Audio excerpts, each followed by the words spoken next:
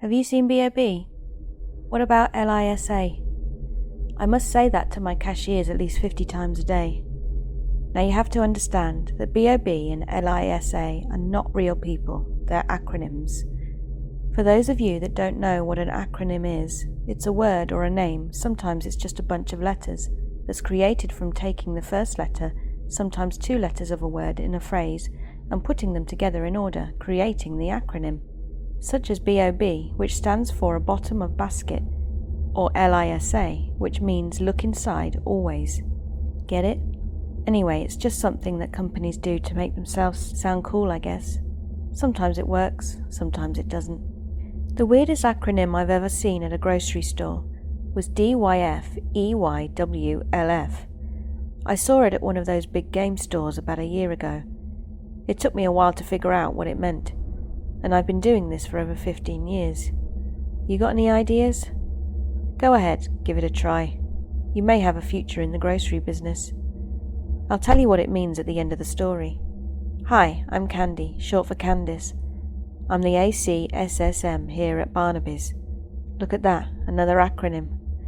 It stands for Assistant Customer Service and Sales Manager, which means I'm in charge of customer service, obviously, as well as all the cashiers, the office people, and any money, checks, WIC vouchers, and food stamp purchases that come through the registers. My friends call me Bubbles because of my happy and chipper disposition. It annoys some people, especially in the morning, if they haven't had enough coffee yet. Now, I'm sure you all know that Barnaby's is a very old store. We don't have one of those cash counting machines or a change weighing machine like the big name stores do. No, we have to count all the money by hand, then write it down on a log sheet and file it away in a large file cabinet in the office. Another one of my jobs, which I volunteered for, is employee relations. That means I am to try to keep the employee as happy as possible. With all the horrible things that happen here, it's not a very easy job to do. We offer a 10% discount on all employee purchases, except tobacco and alcohol. We offer free coffee and have Casual Friday every week, among other things. Most of the employees like wearing their own clothes to work, instead of this boring uniform. However, some customers have complained about all those ugly heavy metal t-shirts that Ricky wears every week, but that's a different story. Oh, hold on a second, the phone's ringing. Good afternoon, thank you for choosing Barnaby's. How may I help you? Yes, ma'am, we are open. Yes, ma'am, we do sell milk. No, ma'am, we can't change the oil in your car. You would need a mechanic for that, not a grocery store. Okay, thanks for calling. Have a good day. Bye-bye. You can't even imagine all the stupid questions I get asked by these customers. It's ridiculous. So the best part of my job is planning Employee Appreciation Day. You see, every summer there's a carnival that comes to town for about a week and uses the large field behind the store to set up shop. Pat lets them use the field for free in exchange for allowing employees and their families to get in for free and ride all the rides for free, with proper identification, of course. Everyone has a great time. Well, they did, until this past summer. It was mid-June, about 8 months ago. Pat brought in temps from the temp agency to cover the boost in sales we get during this week, and I was on call, in case something major happened. It was a bright sunny day, not a cloud in the sky. The carnival had rolled into town a few days earlier, complete with their food stands, kids' rides, adult rides, game booths and a petting zoo, and various other carnival rides and animal attractions. This year they even had a huge Ferris wheel. This thing must have been about 400 feet tall. It was monstrous. I've never seen one that big. It was about 2 p.m. Everything was going great. People were smiling, laughing, and having a good time. Jim and his family were enjoying a funnel cake under the big oak tree. Marcus and his girlfriend were walking hand in hand down the midway. Stuart, Stephen, and Zeke were standing in line together to ride that pirate ship ride. Pat volunteered himself for that Dunk Your Boss game. He was soaking wet. It was hilarious. Anyway, Reggie, the town sheriff, still hadn't stepped foot on the property. He was hanging out in his patrol car eating donuts. Melanie and her girlfriend were chowing down on some chicken by the merry-go-round. Tommy and his girlfriend were enjoying an ice cream cone together. It looked like that scene from Lady and the Tramp. Tonya was off in the side of the building talking to the flowers, or talking to herself, you never know with her. Jimmy was hanging out with the kids over at the petting zoo. He truly loves animals. Winston was videotaping everything because that's what he does. Ricky and one of our regular customers were walking around with headphones on, playing air guitar and air drums. They looked ridiculous. Ricky had that little chick he found on a leash. It was waddling behind him, but that's a different story.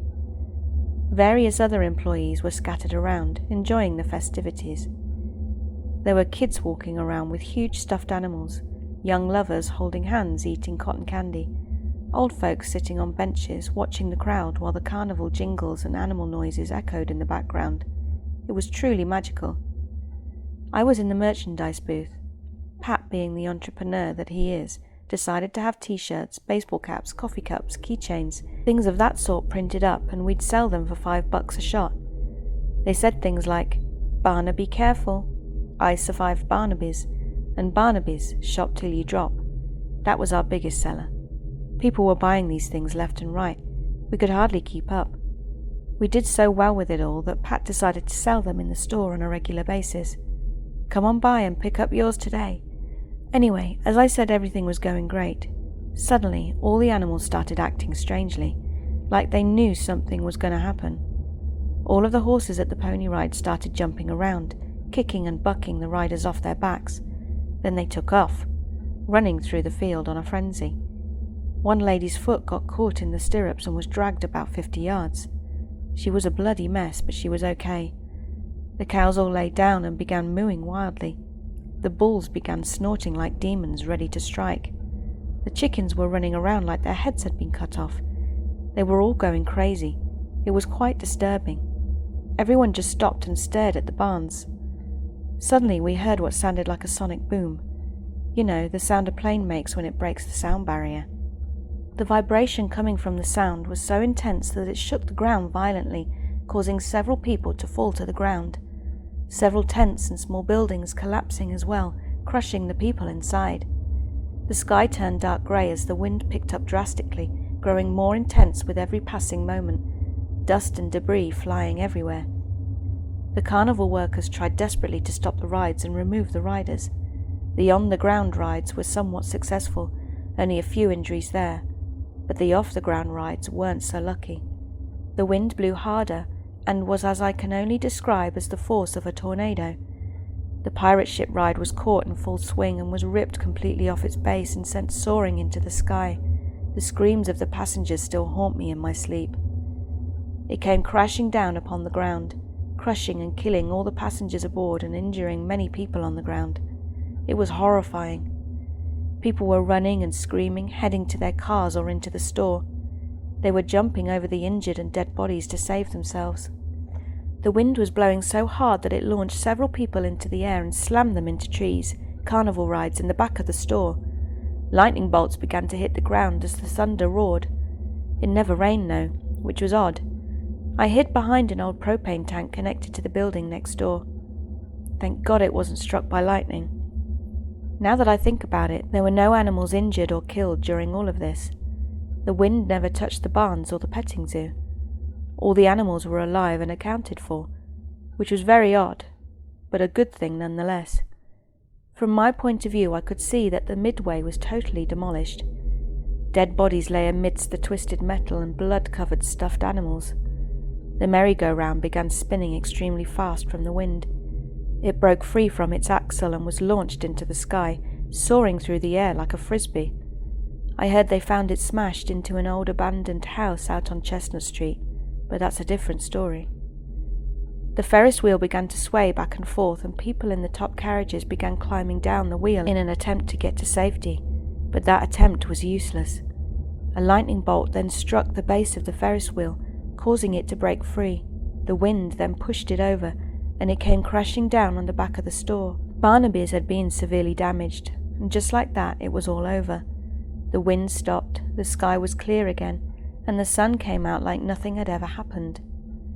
I crawled out from behind the propane tank and took a look around. The carnage was devastating. There were dead bodies everywhere. Not just dead bodies, but bloody severed pieces of bodies. some with chunks of metal sticking out of them. I didn't even look inside the store. People were bleeding, people were crying. I nearly broke down and cried myself. I pulled myself together and called 911. They said they had already had a few reports of what was going on, and ambulances and EMTs were on their way. As I was walking around helping people up, I noticed something really strange. There was no damage done to any of the surrounding buildings and/or property, just Barnaby's. It was like the storm's full intention was to destroy this place. The ambulances and EMTs showed up shortly after and tended to the survivors. The cops showed up, except for Reggie, and taped off the property with that yellow tape of theirs. The coroner showed up and gathered up all the dead bodies as well as the pieces with that snow shovel-looking thing. Then they all left. I heard later that the body count was in the hundreds. We lost 7 employees that day as well as a few temps. After everyone had left, I was walking around looking at all the damage when I noticed Pat down on his knees staring at the damaged store and crying. That's the first time I ever saw that man cry. I went to console him when out of the corner of my eye I saw a little Native American boy standing at the edge of the property. I turned to face him. He bent down and tapped the ground 3 times, then stood up and disappeared. I just walked away. Maybe now's not a good time, but I promised that I would tell you what the acronym meant at the beginning of the story. It stands for, Did you find everything you were looking for? I drove by the store the next day and saw Pat out there boarding up the front window, and on one of the boards was a sign that read, For sale, by owner. A wave of emotion came over me. I pulled my car into an abandoned parking lot and just sat there, thinking about everything that has happened at that store. Some of it good, some of it bad, but it was always eventful. There was never a dull moment. 2 weeks later I drove by on my way to a job interview and saw the front window boarded up, but I didn't see the for sale sign. However, I did see another sign on the front grass. It read, Coming soon, Cartwright Cinema.